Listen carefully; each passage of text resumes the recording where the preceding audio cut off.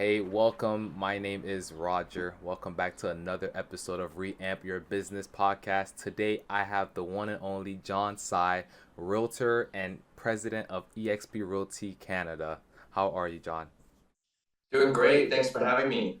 Yes, sir. Yes, sir. So I've seen you on social media. That's how I met you, and I've seen you kill it. I'll see the post. I'm seeing you like the driving around posts, like you speaking, like doing the speeches.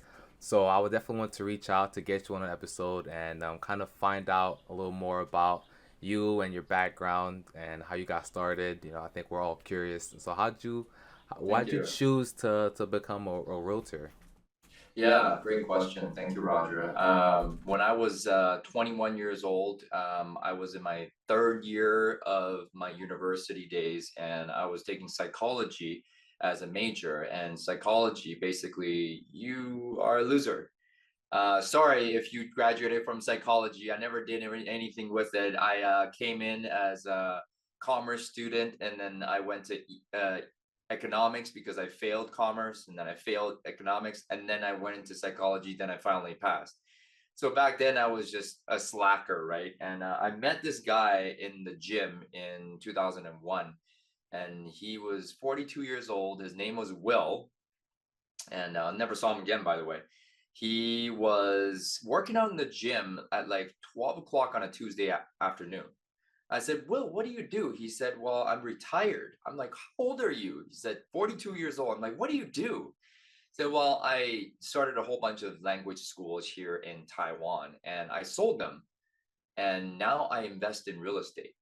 I said, Wow, I want to be just like you when I grow up, right? So, Will, what would you have me do or read or, engage in, subscribe to that can help me with my life? He said, Go read the book Rich Dad, Poor Dad by Robert Kiyosaki. I said, Okay, great. And I went and found it and bought it and read it. And that time, it was the only book that I ever read cover to cover. And so, what I got from that book, if nothing else, was about real estate. If I can understand that if I buy enough real estate and it ran off enough rental income, I could always retire from the residual income coming from that. So I said, awesome. I finally found something that I understand in life. And then I still procrastinated until 5 years later, 2006. I finally got my license and finally bought my first property at 26. And obviously that's how I started. And really, the rest is history. But I can go into it, depending on what your viewers are looking for. But that's how I started. Wow, so you think Will was just like sent to you just to get you started on this journey? Honestly, I think so. I kind of fell into this concept here where you have to find your will. And that's two meanings. Number one is you have to find a mentor in your life that can completely change your life. One idea, one book, one thing that they said to you completely changes the direction of trajectory of your life. And the other will is you have to find the will and the fire inside of you that you want to succeed no matter what. So you have to find two wills in your life. One is your mentor and one is your why. Wow. That's what I think. And today I'm 43 years old. That was 22 years ago. And Wow. now when I look at any 19-year-old, 20-year-old, 22-year-old, I'm like, I gotta be the will for you. Because he certainly changed my life and never saw him again. I always say this, if you're ever watching this, Will, thank you. Wow, that's pretty cool. Wow, that's pretty cool. I mean, I'm 23 right now. I'm actually a realtor too in Okay. yeah, in EXP Realty. And yeah, so I what advice would you say you'd have for me, like a new realtor? I've been in the business for about 2 years now. What advice would you think you would have for me? I think, by the way, congratulations being here so young. And I think there's three things in my head right now, based on what's going on in today's market. Is number one, get good with AI. AI. Get good with AI. get good with social media, and that's all like on that end is like the technology part, right? Get that handled, and you're young, so the Gen Z know how to do it, right? The next thing is you still need the basics, meaning you need to know how to sell. You need to know the language of sales. You need to put in the work, right? In the basics, prospecting, lead follow up, pre qualifying clients, going on appointments, and making sales. If you get this plus this, right? The new school plus the old school, you combine them, you'll be unstoppable because a lot of people know how to get the lead gen, the AI, all that inbound stuff. But when you get the inbound stuff, you don't know how to sell. You still suck. So you need to Okay, learn how to okay, sell, and you need to learn how to put in the work, right? And the last piece of it is this generation. Everybody's so smart that they might not need to sell real estate full time in order to make a lot of income or multiple streams of income. But if you put your whole 100 into it, focus on real estate, and never give up, you will be unstoppable, right? So these three combined for young guys like you, if you put these three together, I guarantee you, you will not worry about money ever. AI, social media, and learning like the basics like of how to sell and Yeah, so it's like new school, old school, and never give up. New okay, school, old school, never give up. That's a recipe for a young guy like you to be able to dominate your market wherever you're at. okay, okay. All right, so you told me that you're also a realtor. All right, Yes. so do you implement social media at all in your like marketing strategy, like how you get clients or stuff like that? It's funny because for myself right now, I'm in a different realm of marketing, which is more so recruiting. Okay. I'm out of production myself, but I still look for opportunities for my team. But my social media right now is garnered towards more agent attraction, recruiting to build a team versus to attract from social media a lot of clients, buyers, and sellers. I have Google pay per click and Facebook leads, Facebook ads that I do for buyers, buyer clients, and seller clients. But my social media, TikTok, LinkedIn, um, Instagram, Facebook, that's all geared towards recruiting. Okay. So of course, because we're at EXP, I utilize it to a high level to build a revenue share organization from social media. But I've seen a lot of agents that do really, really well with their content in attracting buyers and sellers. So it really depends on what you want to go towards. That then your content has to be geared towards that. I mean, I sprinkle here and there tips for buyers and sellers, just listed, just sold, just to make sure that hey, they know that we're productive. But mainly my speaking content, that's for realtors to watch. Ah, okay, okay. So you're mainly focused on like agent attraction. Okay, okay. So all the content you're doing right now is for agent attraction. Do you think that that's is it has it actually been showing like success? Has it been working? I think so, yes. Again, it's not the only thing that I do. Mm-hmm. See, social media, same with I still need to reach out to people. I still need to set appointments. I still need to get FaceTime with that agent to build that relationship, right? To be able to say, hey, would you like to work together, right? Now that we've built this relationship. But if it's just all inbound, I don't think it'll work. You still need to make that call. So when I attract them through social media, we still need to build that relationship. And that's where the new school and the old school comes in. And same with agent attraction, never give up. Stay persistent, stay relentlessly consistent. You always win. Okay, okay. Yeah. So in my case, because you're kind of doing something different, which is agent attraction, but I'm trying to get something like uh getting buyer leads or seller leads, right? So what what kind of content should I be making to like get those leads coming in like on social media? What I've seen work really well is if you get a really, really nice penthouse, if you get a really, really nice house, walk through and simply have music and you walking through the home, that seems to get a lot of hits. And then you Okay. combine it with something like 3 tips in selling your home in today's market to get you top dollar, and then boom, you go right into the 3 tips, Wow. right? So you combine 2 types of content, and people are like, okay, first of all, he's got all the sick listings, and second of all, he knows his shit. Yeah. Then you're unstoppable, right? Okay. So that's what I would gear my content towards if I was still, heavily in production myself, right? That's what I teach my team to do is like, okay, walk through a house, do a music video, and the other one is like do a market update or some tips for buyers and sellers, right? So, and it lives forever on your wall, so they can True. always search you up. Yeah. True, true. So do you give out like do you have like a social business card or something like that where they could like look at your page, the people? Yeah, that's Linktree. So I just give them one link and then they can search me all over. They have it has my Calendly, it has all my social media platforms. Yeah. Okay, that's cool.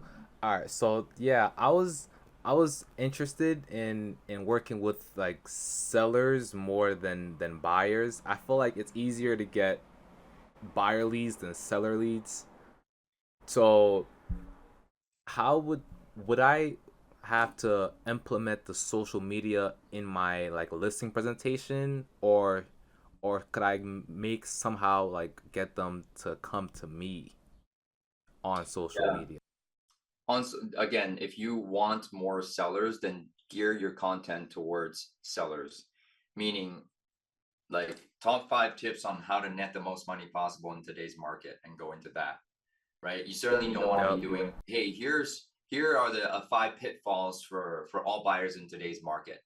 Then you're going to get buyer calls. 100%. So Yeah. gear your content towards that, and then just make sure that you put your energy towards more listing attraction versus buyer attraction, right? Okay. And Okay. and the other thing that this is more like a mindset thing where who do you need to be in order to attract what you want, not what you do a lot of times. So I declare that I'm a great listing agent starting 2009, and so all my actions every single day are going towards taking listings, because Oh wow. buyers will come when you have listings.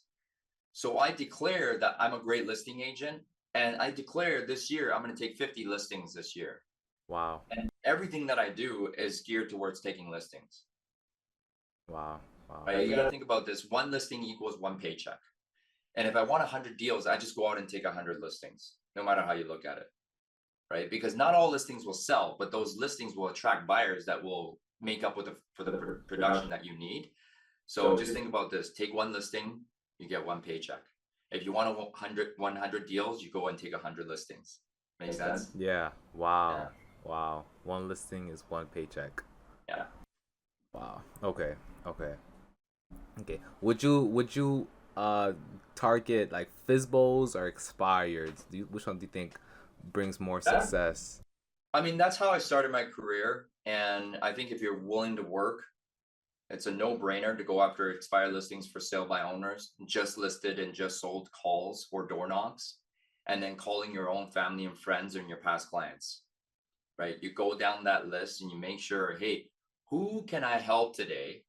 You got to put that in your head every single day. Who can I help today to sell a home, right? And in your any of your conversations with your family and friends, right, and your past clients would be, they'd be like, hey, Roger, how's the market? And what do you usually say? The market's good. The market's good, right? That is a trap, you know, because then the conversation goes nowhere. So here's what you got to say. So how's the market, John? I'm going to say, you know what? The market is actually very active right now. In fact, we're looking for listings to sell. Who do you know that's thinking about selling that we can help?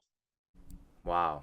I'm always going to turn it into a referral opportunity, right? But if you say the market's good, then it ends right there. Oh yeah, good. Yeah, Wow. thanks for Wow. asking. right? Wow, you're right. You're right. Yeah. They're asking for a reason, right? And a lot of times you can go into, hey, I'm curious, who are you asking for? Yeah. Yeah. And then it really depends. Are you looking to buy, looking to sell, or are you looking to rent? The market is all different in different sectors, right? So you can answer it in so many different ways. But if you want to turn that into a referral conversation, you got to ask right away, who do you know that's looking to sell that we can help? The Yeah. inventory is low right now, and we're in desperate need of more listings on the market. So my obligation is to create inventory for the market here. Who do you know is thinking about selling that we can help? Wow. Wow. That's awesome. That's Thank awesome. you. Okay. Wow. Okay. I'm gonna try that. I'm gonna try that next time. Yeah, I'm try gonna try that that this next. week in all your conversations. I guarantee you dig out some opportunities for yourself. Okay. Same way though. Like, let's say, cause this happened to me before. I'm trying to work with sellers only, but then I get a phone call and someone has like a Section 8 voucher, or someone needs like an apartment, and they kind of like take my mind and focus off of what I really wanna like do. What would you do in that situation if that happens? You know what? You got to do the buyers in order to fund your listing career. Okay. Go do the buyers to pay the bills and become a great listing agent. When you get the funds, invest in listing leads so you can build your listing career. And once you get more listings, right? Enough listings where you have the inventory to back it up, then you have leads coming off of that, which are buyer leads. Then you can start building a team, having buyers agents do your buyer sales, and you keep focusing on listings. But Roger, one step at a time. It's okay. What's the rush? Okay, okay, Right? okay, okay, okay, okay, okay. All right, yeah, that makes Yeah. sense. That makes Yeah. So I would start from there. I think if your goal is to become a great listing agent, check out Mike Ferry. like very. Mike Ferry, he's all about taking listings. If that is your goal, you got to get good at knowing what to say. If you know what to say, you know what to do, right? And if you're in front of a seller, you need to know the language of sales to convert them into an actual listing.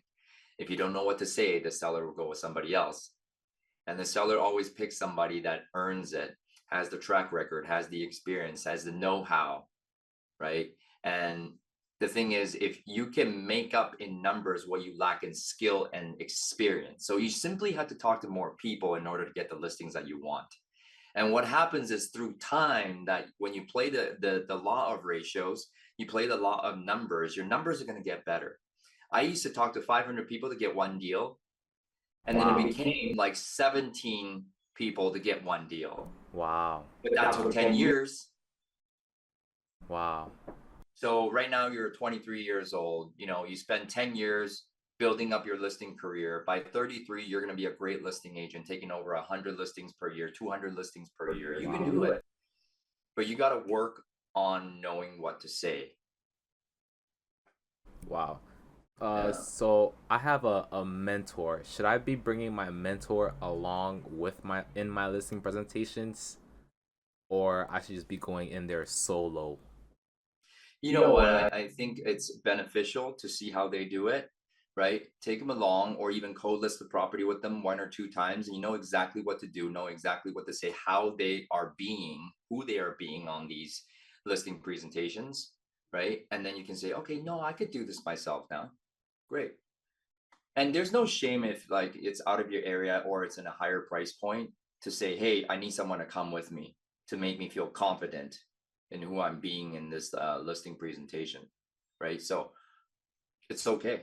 I mean, even today in some areas that I haven't been to and they want me to go list the property, I have no idea what to do in that area. I take somebody with me and it's okay. Oh wow. Okay. Okay. Yeah. 50% of something is better than 100% of nothing. 100%. Yeah. Right. Right. Right. That's Yeah. true. Okay. Okay. All right. Thank you.